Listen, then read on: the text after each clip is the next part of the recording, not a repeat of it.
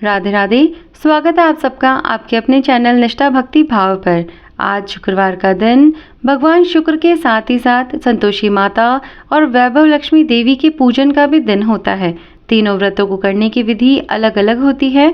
शुक्रवार के व्रत की विधि की अगर बात करें तो शुक्रवार का जो व्रत होता है वह धन, विवाह, संतान, भौतिक सुखों की प्राप्ति के लिए किया जाता है। इस व्रत को किसी भी मास के शुक्ल पक्ष के प्रथम शुक्रवार के दिन से आप आरंभ कर सकते हैं। शुक्रवार के व्रत की विधि की अगर बात करें तो जो संतोषी माता का व्रत होता है उसकी विधि के हिसाब से इस दिन आपको सूर्योदय से पूर्व उठना है और घर की सफाई करने के बाद में पूरे घर में गंगा जल छिड़क कर शुद्ध कर लेना है। इसके बाद में आपको स्नान आदि से निवृत्त होकर घर के ईशान कोण दिशा में एक एकांत स्थान पर माता संतोषी की मूर्ति या फिर चित्र आपको स्थापित करना है। इसके बाद में आपको एक बड़ा पात्र लेना है जिसमें आपको शुद्ध जल भरकर रखना है और उस जल भरे हुए पात्र पर आपको गुड़ और चने से भरकर दूसरा पात्र रखना है जो कि संतोषी माता की विधि विधान से पूजा करने के लिए बहुत ही महत्वपूर्ण सामग्री होती है। उसके बाद में संतोषी माता की कथा सुननी है।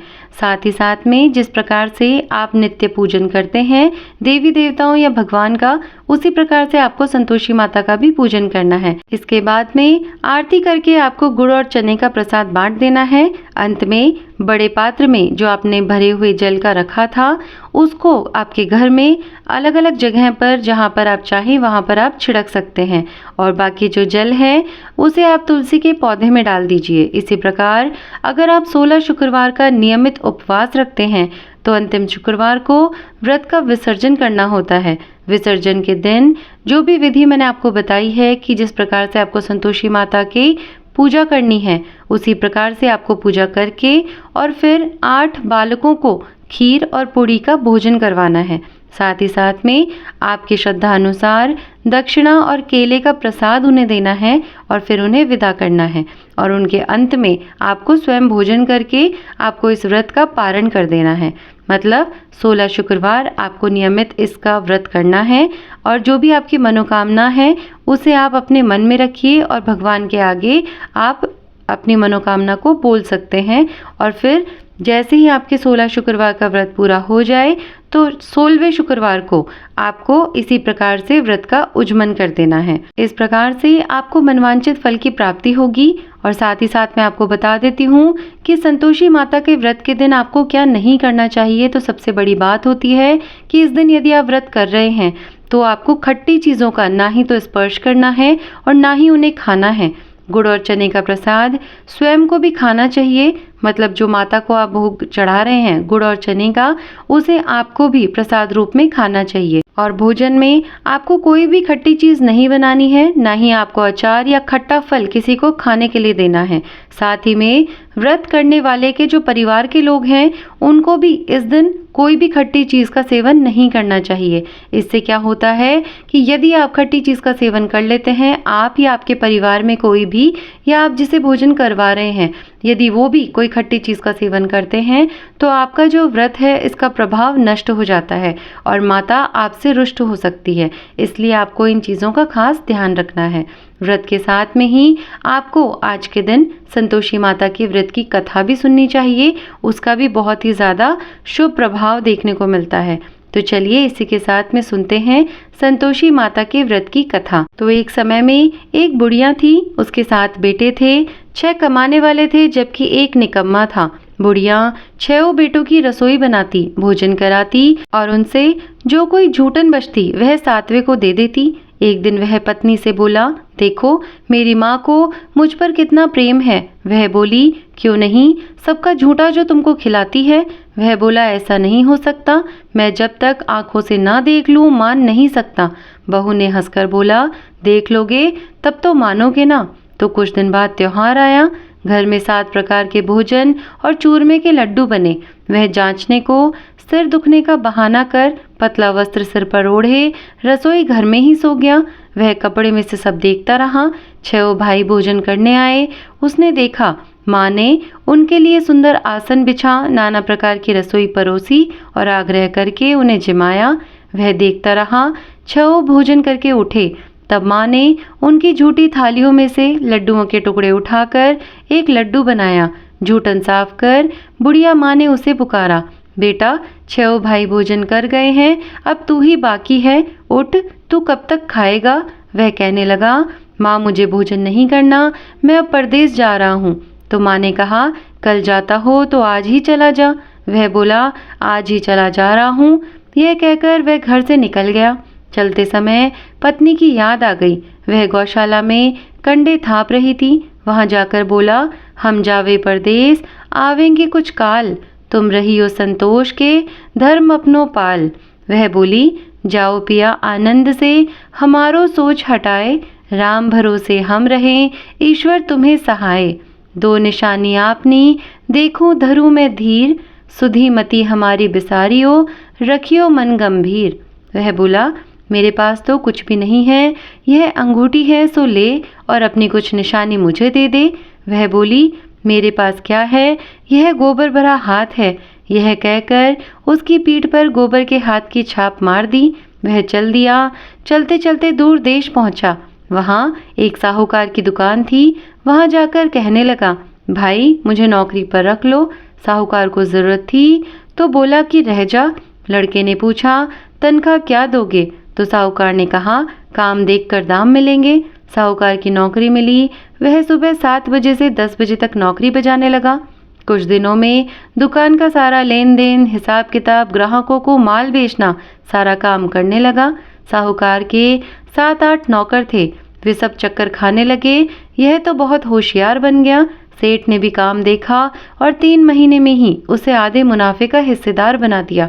वह कुछ वर्ष में ही नामी सेठ बन गया और मालिक सारा कारोबार उस पर छोड़कर चला गया। इधर उसकी पत्नी को सास ससुर दुख देने लगे। सारी गृहस्थी का काम करा के उसे लकड़ी लेने जंगल में भेजते। इस बीच घर के आटे से जो भूसी निकलती उसकी रोटी बनाकर रख दी जाती और फूटे नारियल की नारेली में पानी दिया जाता। एक दिन वह लकड़ी लेने जा रही थी। रास्ते में बहुत सी स्त्रियां संतोषी माता का व्रत करती दिखाई दी। वह वहां खड़ी होकर कथा सुनने लगी और पूछा, बहनों तुम किस देवता का व्रत करती हो और उसके करने से क्या फल मिलता है? यदि तुम इस व्रत का विधान मुझे समझाकर कहोगी तो मैं तुम्हारा बड़ा एहसान मानूंगी।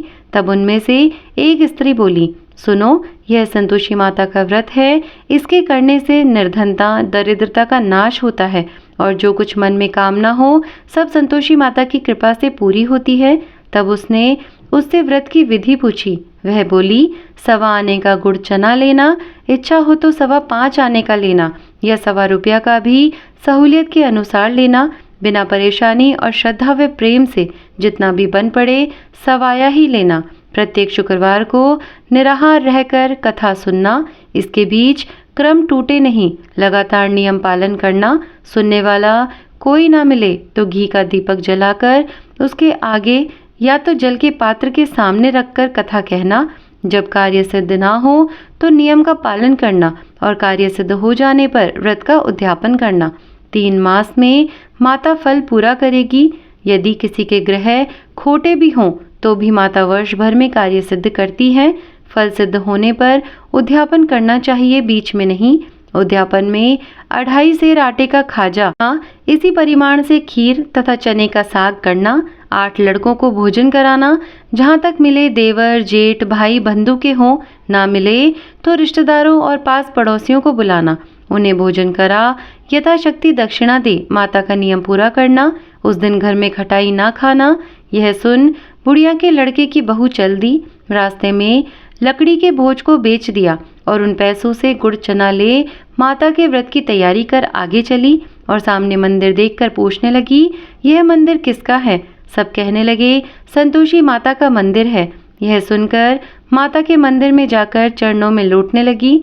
दीन हो विनती करने लगी, माँ मैं निपट अज्ञानी हूँ, व्रत के कुछ भी नियम नहीं जानती, मैं दुखी हूँ। हे माता जगत जननी, मेरा दुख दूर कर, मैं तेरी शरण में हूँ। माता को दया आ गई। वह शुक्रवार बीता ही था, दूसरे को उसके पति का पत्र आया और तीसरे शुक्रवार को उसका भेजा हुआ पैसा आ पहुंचा। यह देख जेठ जिठानी मुंह सिकोड़ने लगे। लड़के ताना देने लगे कि काकी के पास पत्र आने लगे, रुपया आने लगा, अब तो काकी की खातिर बढ़ेगी। बेचारी सरलता से कहती, भैया कागज आवे रुपया आवे, हम सबके लिए अच्छा है। ऐसा कहकर आंखों में आंसू भरकर संतोषी माता के मंदिर में आ मातेश्वरी के चरणों में गिरकर रोने लगी। माँ, मैंने तुमसे पैसा कब मांगा है? मुझे पैसे से क्या काम है? मुझे तो अपने सुहाग से काम है। मैं तो अपने स्वामी के दर्शन मांगती हूँ।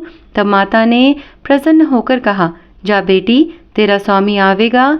यह सुनकर खुशी से बावली होकर घर में जा काम करने लगी।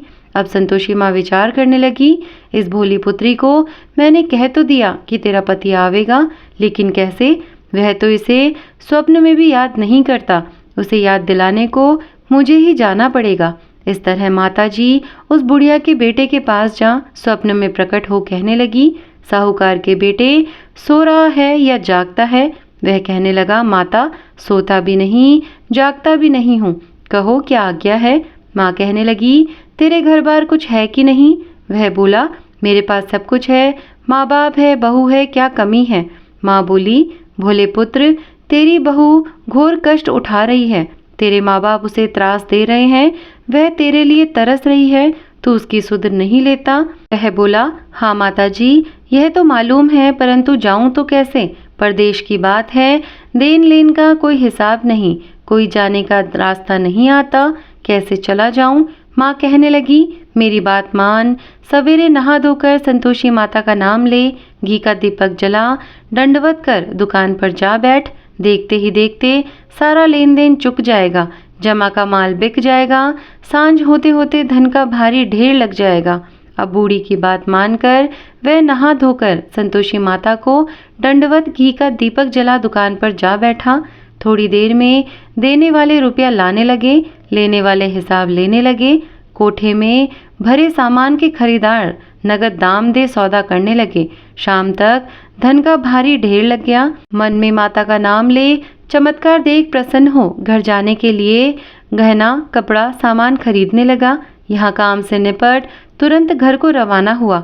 उधर उसकी पत्नी जंगल में लकड़ी लेने जाती है। लौटते वक्त माताजी के मंदिर में विश्राम करती।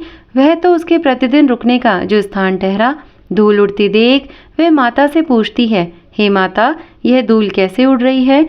माता कहती है, हे पुत्री, तेरा पति आ रहा है। अब तू ऐसा कर, लकड़ियों के 3 बोझ बना ले, एक नदी के किनारे रख और दूसरा मेरे मंदिर पर व तीसरा अपने सिर पर। तेरे पति को लकड़ियों का गट्ठर देख मोह पैदा होगा, वह यहाँ रुकेगा, नाश्ता पानी खाकर माँ से मिलने जाएगा।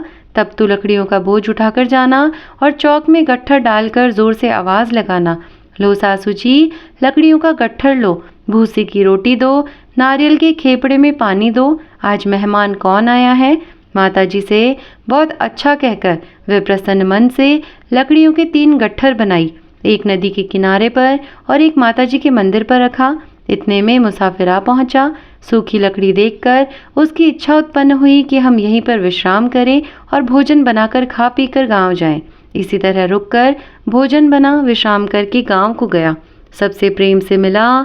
उसी समय सिर पर लकड़ी का गट्ठर लिए वह उतावली सी आती है। लकड़ियों का भारी बोझ आंगन में डालकर जोर से 3 आवाज देती है, लो सासू जी, लकड़ियों का गट्ठर लो, भूसी की रोटी दो, आज मेहमान कौन आया है? यह सुनकर उसकी सास बाहर आकर अपने दिए हुए कष्टों को बुलाने हेतु कहती है, बहू ऐसा क्यों कहती हो? तेरा मालिक ही तो आया है, आ बैठ, मीठा भात खा, भोजन कर, कपड़े गहने पहन। उसकी आवाज सुन उसका पति बाहर जाता है। अंगूठी देख व्याकुल हो जाता है। माँ से पूछता है, माँ यह कौन है? माँ बोली, बेटा यह तेरी बहू है, जब से तू गया है तब से सारे गांव में भटकती फिरती है, घर का कामकाज कुछ करती नहीं, 4 पहर आकर खा जाती है। वह बोला, ठीक है माँ, मैंने इसे भी देखा और तुम्हें भी, अब दूसरे घर की ताली दो, उसमें रहूंगा। माँ बोली, ठीक है, जैसी तेरी मर्जी। तब वह दूसरे मकान की 3री मंजिल का कमरा खोल सारा सामान जमाया। एक दिन में राजा के महल जैसा ठाट बाट बन गया। अब क्या था, बहू सुख भोगने लगी। इतने में शुक्रवार आया। उसने पति से कहा, मुझे संतोषी माता के व्रत का उद्यापन करना है। पति बोला, खुशी से कर लो। वह उद्यापन की तैयारी करने लगी। जिठानी के लड़कों को भोजन के लिए कहने गई। उन्होंने मंजूर किया, परंतु पीछे से जिठानी ने अपने बच्चों को सिखाया, देखो, भोजन के समय खटाई मांगना, जिससे उसका उद्यापन पूरा ना हो।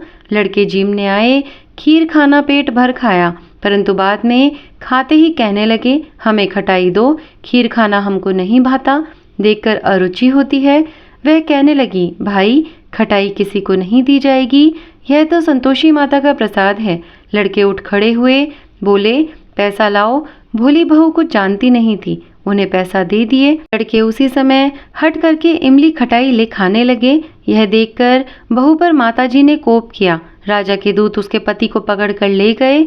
जेठ जिठानी मनमाने वचन कहने लगे, लूट लूट कर धन इकट्ठा कर लाया है, अब सब मालूम पड़ जाएगा जब जेल की मार खाएगा। बहू से यह सहन नहीं हुआ। रोती हुई माताजी के मंदिर गई और कहने लगी, हे माता, तुमने क्या किया? हंसाकर अब भक्तों को रुलाने लगी। माता बोली, बेटी, तूने उद्यापन करके मेरा व्रत भंग किया है। वह कहने लगी, माता, मैंने कुछ अपराध किया है, मैंने तो भूल से लड़कों को पैसे दे दिए थे, मुझे क्षमा करो, मैं फिर तुम्हारा उद्यापन करूंगी। माँ बोली, अब भूल मत करना। वह कहती है, अब भूल नहीं होगी, अब बतलाओ वे कैसे आवेंगे? तो माँ बोलती है, जा पुत्री, तेरा पति तुझे रास्ते में आता मिलेगा। वह निकली, राह में पति आता मिला। वह पूछी, कहाँ गए थे? वह कहने लगा, इतना धन जो कमाया है उसका राजा ने वसूल मांगा है, वह भरने गया था। वह प्रसन्न हो बोली, भला हुआ, अब घर को चलो। कुछ दिन बाद फिर शुक्रवार आया। वह बोली, मुझे फिर माता का उद्यापन करना है। पति ने कहा, करो। फिर बहू जेठ के लड़कों को भोजन करने को कह गई। जिठानी ने एक दो बातें फिर सुनाई और सब लड़कों को सिखाने लगी कि तुम सब लोग पहले ही खटाई मांगना। लड़के भोजन से पहले ही कहने लगे, हमें खीर नहीं खानी, हमारा जी बिगड़ता है, कुछ खटाई खाने को दो। वह बोली, खटाई किसी को नहीं मिलेगी, आना हो तो आओ। वह ब्राह्मण के लड़के लाकर भोजन कराने लगी। यथाशक्ति दक्षिणा की जगह एक एक फल उन्हें दिया। संतोषी माता प्रसन्न हुई। माता की कृपा होते ही 9वें मास में उसके चंद्रमा के समान सुंदर पुत्र प्राप्त हुआ। पुत्र को पाकर प्रतिदिन माताजी के मंदिर को जाने लगी। माँ ने सोचा, यह रोज आती है, आज क्यों न इसके घर चलूं। यह विचार कर माता ने भयानक रूप बनाया। गुड़ चने से सना मुंह, ऊपर सूंड के समान होठ, उस पर मक्खियां भिन भिन कर रही थी। दहली पर पैर रखते ही उसकी सास चिल्लाई, देखो रे, कोई चुड़ैल डाकिनी चली आ रही है, लड़कों इसे भगाओ, नहीं तो किसी को खा जाएगी। लड़के भागने लगे, चिल्लाकर खिड़की बंद करने लगे। बहू रोशनदान में से देख रही थी। प्रसन्नता से पगली बन चिल्लाने लगी, आज मेरी माताजी मेरे घर आई है। वह बच्चे को दूध पिलाने से हटती है और इतने में सास का क्रोध फट पड़ता है। वह बोलती है, क्या उतावली हुई है, बच्चे को पटक दिया। इतने में माँ के प्रताप से लड़के ही लड़के नजर आने लगे। वह बोली, माँ, मैं जिसका व्रत करती हूँ यह संतोषी माता है। सबने माताजी के चरण पकड़ लिए और विनती कर कहने लगे, हे माता, हम मूर्ख हैं, अज्ञानी हैं, तुम्हारे व्रत की विधि हम नहीं जानते, व्रत भंग कर हमने बड़ा अपराध किया है। जगमाता, आप हमारा अपराध क्षमा करो। इस प्रकार माता प्रसन्न हुई। बहू को प्रसन्न हो जैसा फल दिया वैसा माता सबको दे। जो पढ़े उसका मनोरथ पूर्ण हो। बोलो संतोषी माता की जय। उम्मीद करती हूँ कि आज की ये कथा आप सभी को पसंद आई होगी। वीडियो अच्छा लगा हो तो वीडियो को लाइक और शेयर करिए और साथ ही साथ हमारे चैनल को सब्सक्राइब भी करिए। मैं मिलती हूँ आपसे ऐसी किसी वीडियो के साथ में, तब तक के लिए धन्यवाद। राधे राधे, जय माता दी।